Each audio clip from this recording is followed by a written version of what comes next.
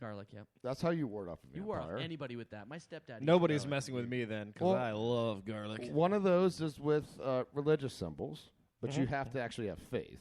Yeah. As they've taught us in vampire movies. Yeah, Michael, what's not Michael Jordan, not Michael J. Fox, Michael, what's the George name? Michael. George Michael, that's the one. Another one is the use of wooden stakes, but everyone knows silver bullets. Exactly, silver bullets. But everyone knows that when you're trying to ward off vampires, the other way to eliminate them is dancing on police cars. Or North Korean holy water. Well, Thriller, I think, taught us that, right? Or was that Zombies? No, Thriller taught us that Michael Jackson was not normal. And this is Thriller. When he's making out with the girl and he says, I'm not like other guys. That was a little warning for us right there. But that was before his skin became bleached and he became androgynous. But and he lost his nose. Yes. Last story here for the segment. A parent wearing a stormtrooper costume gets arrested on school grounds. This guy buys a stormtrooper costume. Was he carrying a laser gun? Yes. He decides to show his friends. I knew that had to be the reason. He's got a toy laser gun, and they arrest him, suggesting that people were in fear of their lives because of this perceived threat from this Which looks toy nothing like a laser real gun. Now, I don't know about you, but if I'm going to engage in a mass shooting, I'm probably not going to be as obvious as probably not going to try to draw attention to myself by wearing a stormtrooper costume. Besides, everybody knows that when you wear a stormtrooper costume, you miss every shot you take. Yeah, and you die immediately. That was right? what I was going to say. Well, on top of that, if you're going to do a mass shooting, you're not going to use a fake gun. Of course. Duh. So, wow. This is an instance of there's no sense of humor with the law.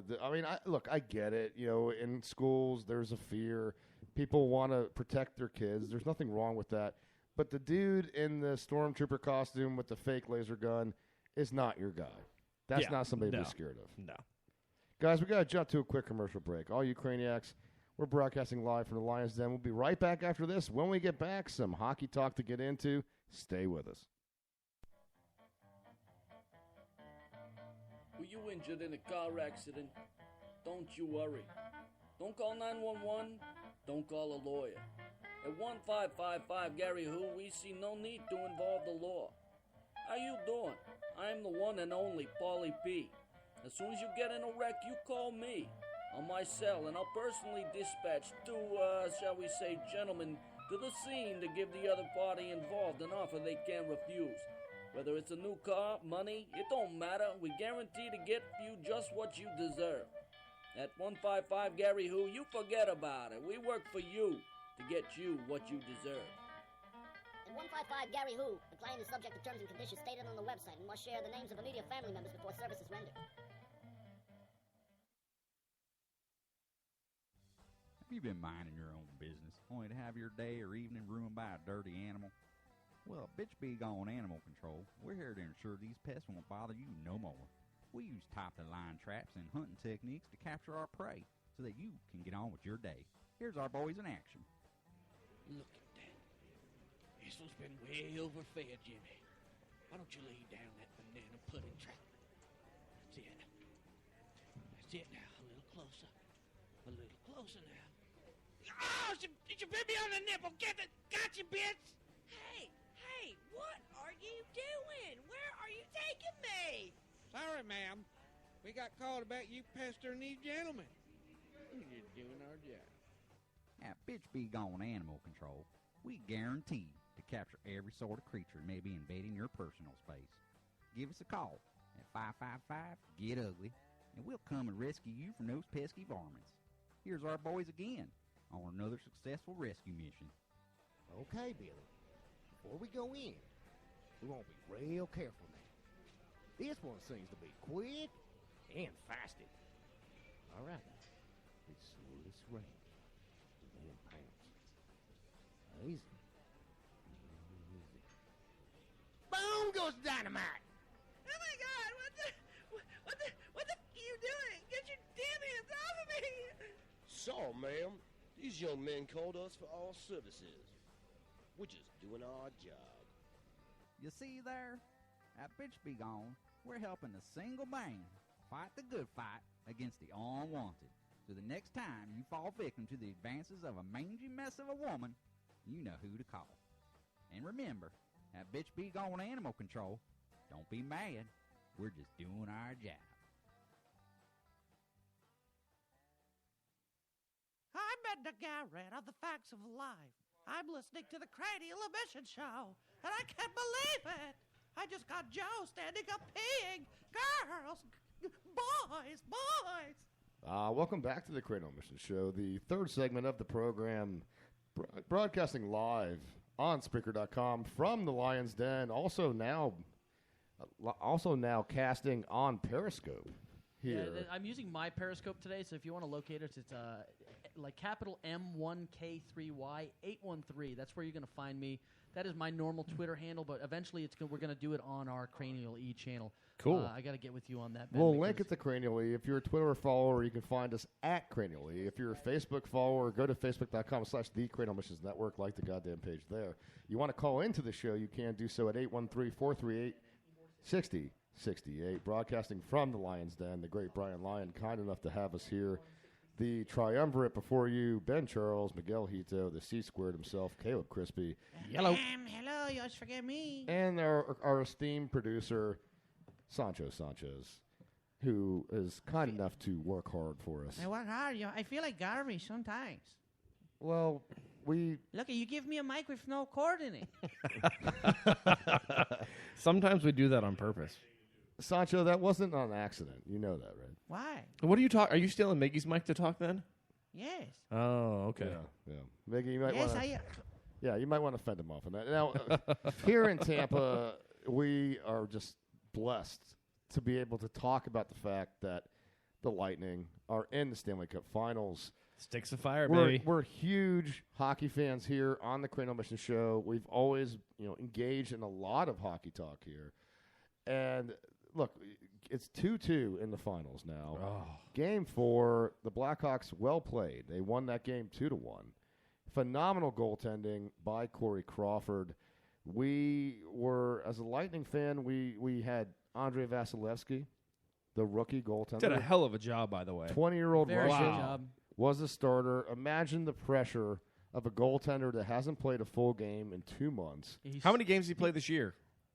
He's played about 12, 13 games in the regular season. But I think he's one of the few goalies to ever win a game before he's ever started a game. Right. A game in the 3, playoffs, yeah. which is really, really, really strange. He did get the win in Game 3. He did. He got the win in Game 3. Oh, no, it was, I'm sorry, it was Game 2. 2. You're right. Was it Game, 2? Yeah, Game 2 when Bishop went off the ice for the supposed non-injury that we all clearly know is an injury. Oh, and, it was going around the crowd because we were watching the game from the backside of the stadium. It was going around the crowd that he had to take a big old fat deuce. Yes, that was going around everywhere. That was the rumor, but I think it's clear after watching Game 3 and Game 4, which both occurred since our last broadcast, Bishop's clearly hurt.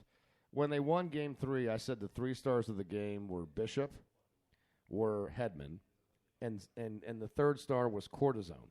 Yeah. You Because- can't use cortisone on a groin injury. Could you? Well, no, it's but got to be a groin. But you can use the magic spray, and Miggy, I agree with you. It is definitely a groin injury. When you're guarding the post and you feel it the most. Diarrhea. Well said. Well said. But the pace of this series, 4 games in, win I'm exhausted. Win or lose, and obviously we want to win as Lightning fans, but of course, the pace of this series, I have not seen a game like this, or a series like this, rather, since the 1980s. We have been fortunate to watch what amounts to pond hockey in terms of how it goes back and forth. Oh, yeah. Really, really, really. And yet they're low-scoring games, guys, and the defense actually played even better with Vasilevsky. I said this when the game started. Hockey players want to defend their goalie as much as they can, but I think with Vasilevsky back there, I looked at this game when it started and I said, they are going to play harder defense because they're going to want to protect this young kid even more than they want to protect Bishop. And they did. They really got out there and they gave it all to protect him. The goals that were scored against him were not they were tough goals. I don't fault him at all for not blocking either one of those. I agree. I mean, but to talk further about that first period, only 2 shots allowed to the Blackhawks in the first period. The lowest amount of shots the Blackhawks have had in the playoffs in their entire existence over the last several years. Brian Lyon we had joined the wonderful Here, Brian turn his Lyon. mic up here. Brian Lyon does own the Lion's Den in Turn Ybor my City. mic up. We've got your mic Turn on, it up. buddy. Turn my motherfucking mic up. Whoa, come on. We went the whole show This- without swearing. This wasn't an explicit episode until you joined us. Well, but I'm that explicit guy. Listen, I blame him. You blame Vasilevsky. I blame him. What game you watching? Absolutely, I blame him. Even though the Blackhawks played a great game, I blame him because that's his job. Now, you got to remember that I'm a selfish prick, so I don't want him. I don't want him scored on. Period. So that's the only reason I blame him. But no, What, are you going to get in a slap He fight played with him it. because he screwed up? Absolutely. You know what? Where is he? If he were here right now, no. He does look like Rocky Dennis, but no offense to Actually, him. probably, Hopefully we'd like he to get probably him on the kicked show. my ass. But seriously speaking, I mean, he played his heart out, man. Yeah. And He did. Couple goals.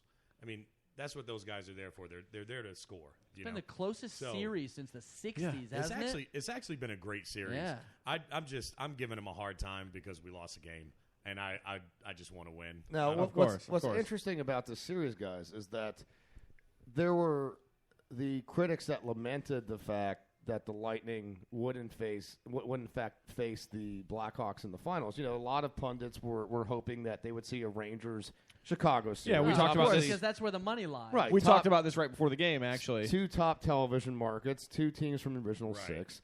But this is actually the highest-rated Stanley Cup Finals in history. That's amazing. With the Lightning. That's awesome. And you look at the Lightning, guys, and they're almost Small market team. but they're almost a clone of the Blackhawks, just at a younger stage. Yeah, what did they say? We have of the 24 guys on our team, 20 are under 25 or something. Right, and Under only 24. one has won a Stanley Cup, and that being Filppula with Detroit back a bit of years ago there. I find it interesting that the Blackhawks and also the Rangers, both teams have a player on their team that were on the 2004 Stanley Cup Lightning team.